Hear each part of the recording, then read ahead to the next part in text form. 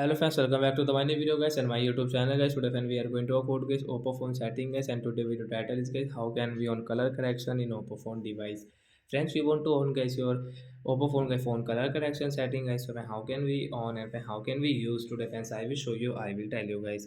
So first of all guys, you will have to on guys your phone setting to on guys your phone color correction. After on phone setting guys, scroll it and friends click on guys your phone system setting. Tap here, then guys accessibility setting we will tap here, friends click on vision setting, then guys scroll it, friends you can see phone color correction we will tap here. So guys you can see color correction guys we will on from here. After on guys you can see red, orange, yellow, green, and this kind blue, purple color will change like that. And friends you want to change guys this skin color, so you can change from here. After that guys you can see guys your phone is here and background, and guys phone icon color will change in your Oppo phone device. So we call it guys color correction. So like that guys you can use your phone color correction setting after on it. So that's it guys, thanks for watching the video, bye guys.